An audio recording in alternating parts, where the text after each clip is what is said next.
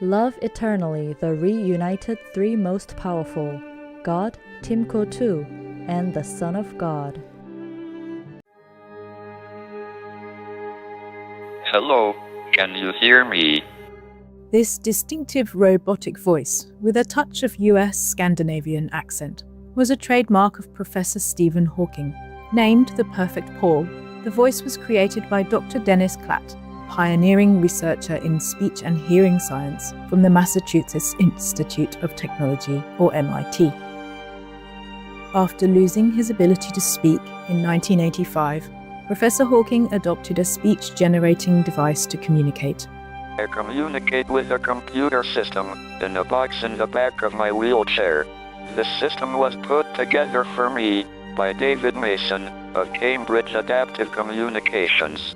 On the computer, I run a program called Equalizer. A cursor moves across the upper part of the screen. I can stop it by pressing a switch in my hand. In this way, I can select words which are printed on the lower part of the screen. When I have built up a sentence, I can send it to a speech synthesizer. I use a separate synthesizer made by Speech Plus, a division of Sendigram Communications Corporation. Later, when Professor Hawking could no longer use his hand, he sent signals by twitching his cheeks, and the subtle movements were detected by an infrared sensor mounted on his glasses. Over the years, as his condition deteriorated, his computer system went through several changes and upgrades, allowing him to continue writing, lecturing, and researching all the way until his final days.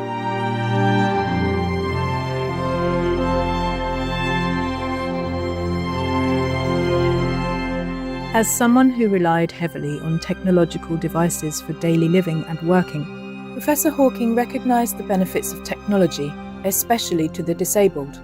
If you don't recognize my voice, my name is Stephen Hawking. I am the guy who made black holes cool. I would like to talk about a topic very personal to me.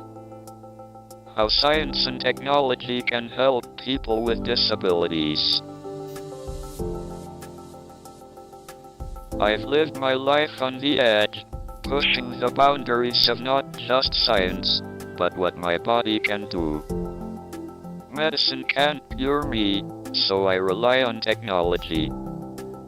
It lets me interface with the world, it propels me, it is how I'm speaking with you now. I would like to thank Intel for their technological support to me over several decades, and for their vision in providing it free, as open source, to the benefit of many other disabled users around the world. Intel's Assistive Context-Aware Toolkit, or ACAT, is just one of the many computerized systems that help people with various physical challenges.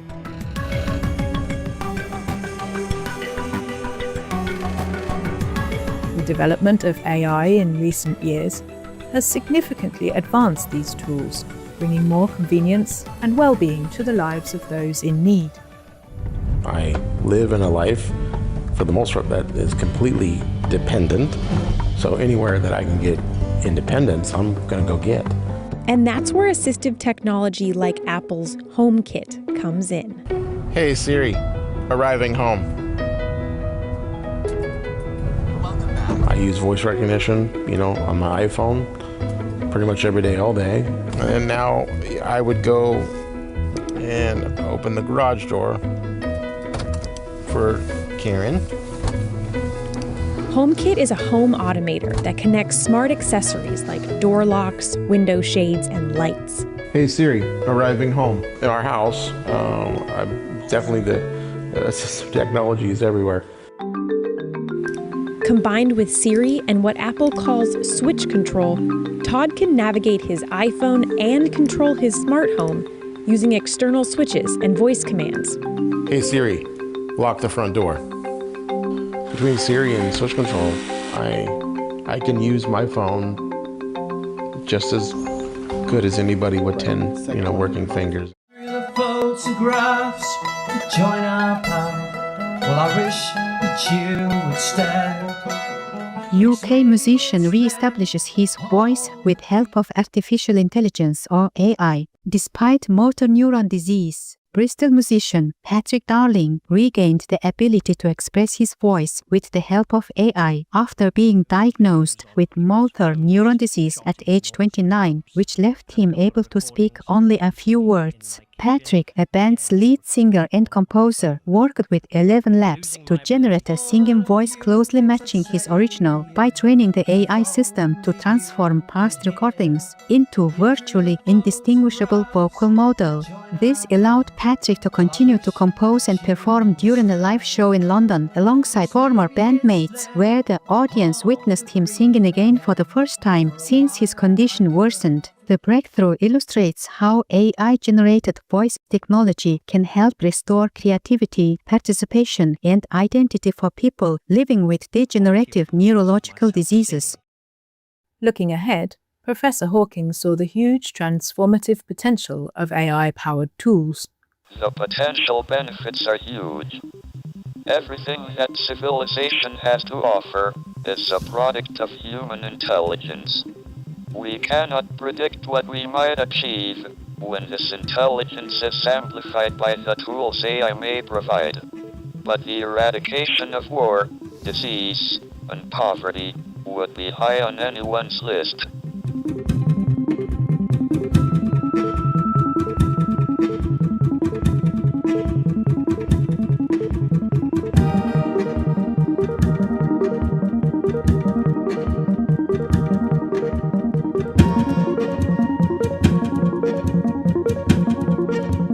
While Professor Hawking envisioned AI accelerating scientific discovery, solving medical challenges, improving global productivity, and reducing inequality, he cautioned that we must consider the long-term impact of AI. Up to now, computers have obeyed Moore's law, which says that computers double their speed and memory capacity every 2 years. Human intelligence may also increase because of genetic engineering, but not so fast. The result is that computers are likely to overtake humans in intelligence at some point in the next 100 years. When that happens, we will need to ensure that the computers have goals aligned with ours. It's tempting to dismiss the notion of highly intelligent machines as mere science fiction. But this would be a mistake, and potentially our worst mistake ever.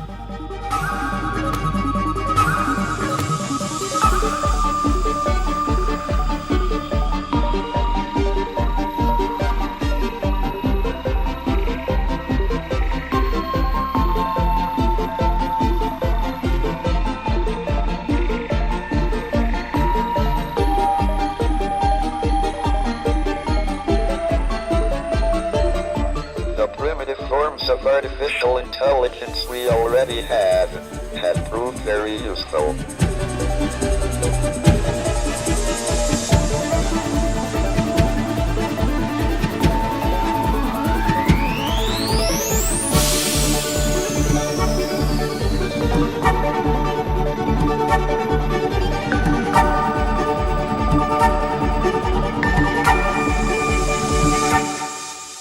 But I think the development of full artificial intelligence could spell the end of the human race.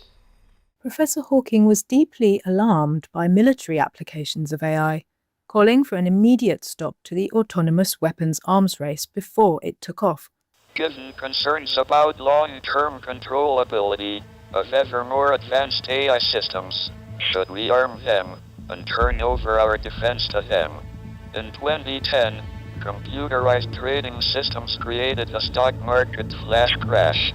What would a computer-triggered crash look like in the defense arena? The best time to stop the autonomous weapons arms race is now.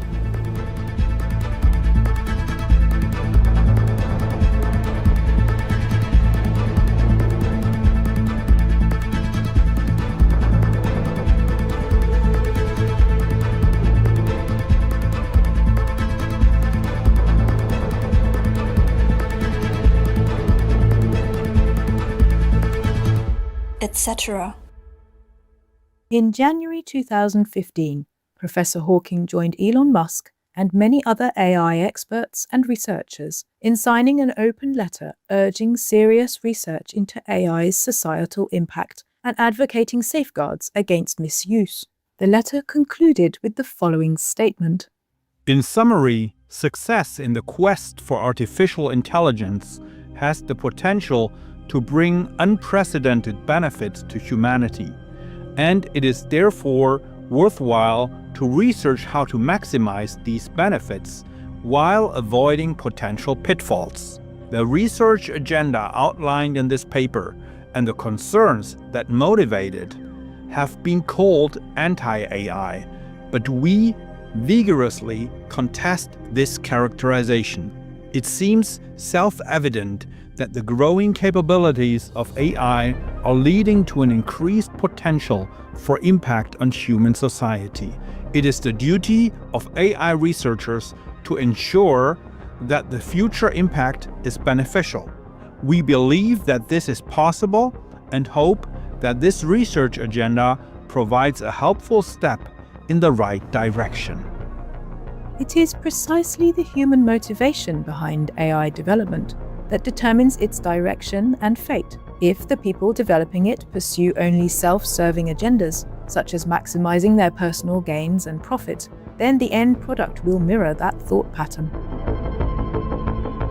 If the people creating it aim to serve others and better the lives of all, then AI will do as directed and continue on this path. After all, AI, a product of human intellect, is meant to serve humanity, not vice versa. If we focus solely on intellectual development at the cost of other qualities, we can lose more than we can afford.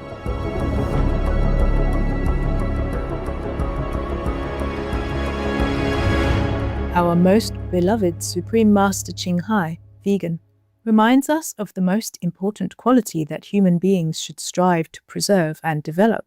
If humans have lost this love within themselves, they lose everything already. They have no more human quality. You understand me? Yes, Master. Not worthy to be humans anymore. And that's why heavens want to destroy them. Because they're not up to the standard even to be a human. Even if you want to be a human again and not go to hell or not go into a different other species like animal people or lower animal peoples or vicious animal people, something like that, then you have to adhere to the principles, the 5 precepts or the 10 commandments. Yes, Master. Then you can be reborn as human again. Maybe you could even have a quick visit or rest in heavens and then come back be human again. Yes, Master. But if you don't, then you're finished. You can be in hell or become animal people suffering. Supreme Master Ching Hai answered a fundamental question of modern society. What is the defining quality of a human being? It's not our intellect, or intellectual achievement, or how fast we can process data or solve a problem, but rather our compassion from the divine spark.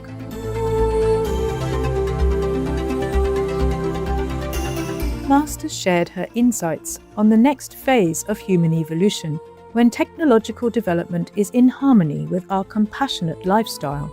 The world's getting better all the time. It's just that the world people has to catch up with it. And then it will be even better and better all the time. You have to step on one ladder step first, and then you can go up and up and up and up and up. That's the logical thing to do. So if they became vegan, our lives will be more comfortable. We will have more and more extraordinary high tech. We will have less or no more disease. We will not have to mourn early the death of our relatives, friends, or loved ones. We will live happily, healthily, long lives, and connected with the divine even, because heaven will be able to show us some expressive signs of their love and their connection with us. May all scientists take the next step on the ladder of evolution, becoming vegan and developing the quality of compassion, thus leading technology and AI advancement to a positive future. we'll learn more about Professor Stephen Hawking's predictions in the next episode. Vegan leader, legendary world saver.